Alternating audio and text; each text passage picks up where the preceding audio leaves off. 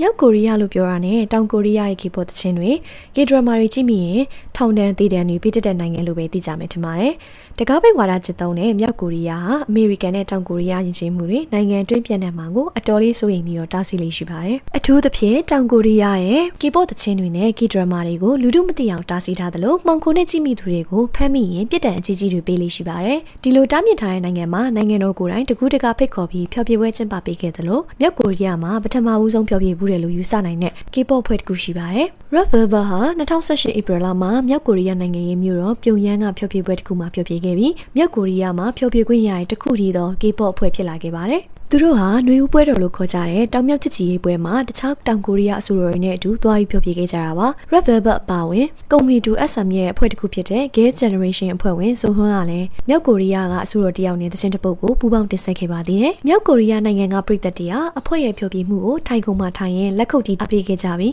တခြားအဆိုတော်တွေရဲ့ဖျော်ဖြေမှုကိုလည်းကောင်းကောင်းမွန်မွန်ပဲတုံ့ပြန်ခဲ့တယ်လို့သိရပါတယ်။အဖွဲ့ရဲ့နာမည်ကြီးသချင်းတွေဖြစ်တဲ့ Red Flavor နဲ့ Back Point သချင်းကိုဖျော်ဖြေခဲ့ကြတဲ့ Red Velvet ရဲ့ဖျော်ဖြေမှုဟာတောင်နဲ့မြောက်ဆက်ဆံရေးအပေါ်မှာအများကြီးအကျိုးသက်ရောက်မှုရှိခဲ့ပြီးတော့နှစ်နိုင်ငံငြိမ်းချမ်းရေးကိုအတော်လေးသက်ရောက်မှုရှိခဲ့ပါတယ်။ဖျော်ဖြေပွဲနောက်ဆက်တွဲအနေနဲ့2018မှာမြောက်ကိုရီးယားဟာကိုရီးယားနိုင်ငံအသင်းဆိုရဲ့နာမည်အောက်ကနေစောင်းရာသီအိုလံပစ်ပြိုင်ပွဲကိုအတူဝင်ပြိုင်ခဲ့ကြပါတယ်။ဒါဟာမြောက်ကိုရီးယားသမိုင်းမှာသမိုင်းထွင်တယ်လို့ယူဆနိုင်တဲ့အပြင်နောက်ထပ် K-pop အဖွဲ့တွေထပ်လုပ်ဖို့အတော်လေးခက်ခဲဖျော်ဖြေမှုလို့ဆိုနိုင်ပါတယ်။အဖွဲ့ဝင်အနေနဲ့ Iron, Windy, Joy, Yeri, Segi တို့ပါဝင်တဲ့ Red Velvet ဟာလက်ရှိမှာပြည်သက်တွေအများကြီးမရှိတော့ပေမဲ့ K-pop ရဲ့ထိပ်တန်းနေရာမှာသမိုင်းဖြစ်ရှိနေစေဖြစ်တဲ့အဖွဲ့ပါ။အဖွဲ့ဝင်တွေအားလုံးဟာတောင်ကိုရီးယားရဲ့စံနှုန်းနဲ့အညီလှကြတဲ့အပြင်အချို့ရည်ချင်းမှာပြေဝလုံသူတွေအဖြစ်အတိအမှန်ပြုခံထားရသူတွေဖြစ်ပါတယ်။2014မှာပွဲဥထွက်လာတဲ့သူတို့ဟာပွဲဥထွက်ချိန်ကတည်းကပြည်သက်တော်တော်များများရဲ့အာရုံစူးစိုက်မှုရယူခဲ့ပြီးတနိုင်ငံလုံး hit ဖြစ်တဲ့သချင်းတွေအများကြီးကိုပါထုတ်ဝေခဲ့ကြသူတွေပါ။ Red Flavor သချင်းဟာဆိုရင်တောင်ကိုရီးယားတနိုင်ငံလုံးသိကြတဲ့သချင်းဖြစ်တယ်လို့ဒီသချင်းနဲ့ပဲ Red Velvet ဟာထိပ်တန်း K-pop ဖွဲ့တစ်ခုဖြစ်လာတာဖြစ်ပါတယ်။နောက်ပိုင်းထပ်ထွက်လာတဲ့ Dum Dum,